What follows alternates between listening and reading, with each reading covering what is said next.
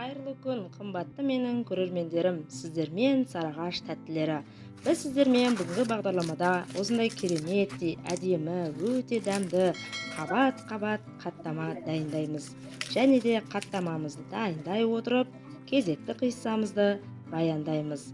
Бүгінгі келіп жеткен Құрбан айт мерекесі құтты болсын.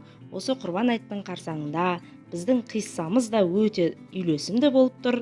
Қиссамыздың тақырыбы Ыбырайымның құрбандық шалу қиссасы. Ұлық Алла орынбасарының рухани күш қуатын көрсету үшін Ыбырайымды сынаққа алды. Ондағы мақсат адамның ерлігін көрсетіп, періштелерге мақтану еді. Бір күні Алла оған аян беріп, жалғыз ұлыңды құрбандыққа шал деп бұйырды.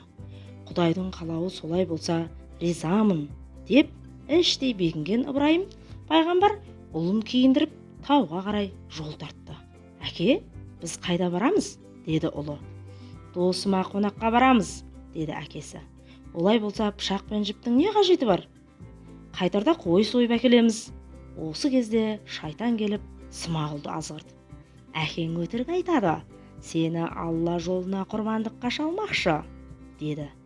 Смағұл, Алла үшін шыбын жаным садаға, деп Ібліс шайтанды қуып жіберді. Ібліс енді ажарды айналдырды. Анасы да Алла үшін 1000 ұлым болса да құрбан етер едім, деп жауап берді. Ібліс отбасына алауыздық ете алмай, шарасыз қалды. Құрбан шалатын жерге жеткенде Ыбырайым ұлына қарап жылай берді. Ұлы, әке, не үшін жылап отырсыз? Деп сұрады. Ұлым, мен сені қазір құрбандыққа шалам. Алланың қалауы солай болды, деп жылап жіберді. Олай болса, еркек тоқты құрбандық деген Алланың бұйырғанына мен де ризамын. Тек өтінерім, анам мені жоқтап жыламасын, сабыр етсін. Бауыздар кезде менің көзіме қарамаңыз. Әкелік мейіріміңіз оянып, Алланың үкімін орындай алмай ұятқа қаларсыз, деді. Оның сөзін естіген барлық періштелер егіліп қоса жылады. Сол кезде ұлық Алла періштелерге: қараңдар, менің қандай адал құлдарым бар. Сендер әлімсақта адамды жаратпа, олар қан төгіп қиянаттан басқаны білмейді, деп арыз айтып едіңдер. Енді қараңдар мына ерлікке, деп мақтанды. Періштелер бастары салбырап жерге қарады. Ыбырайым пышағын алып Смағұлдың тамағын орып жіберді. Бірақ пышақ өтпеді. Ол екінші рет қайта тартты. Өтпеді.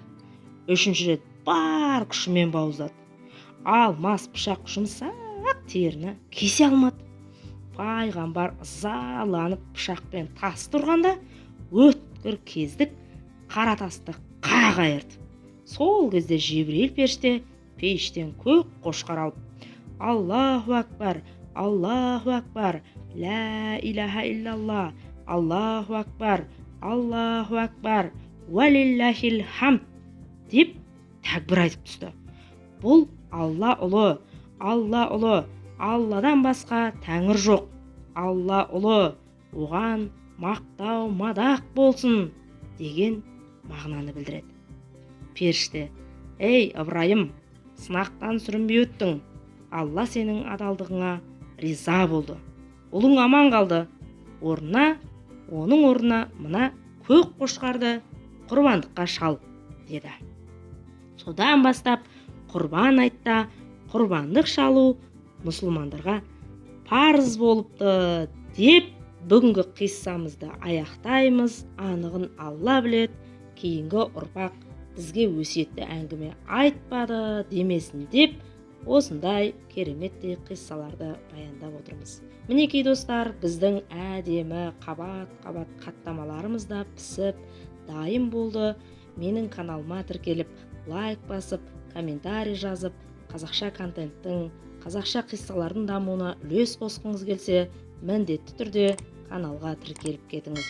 Және де достарыңызбен бөлісіп, тарата жүріңіздер.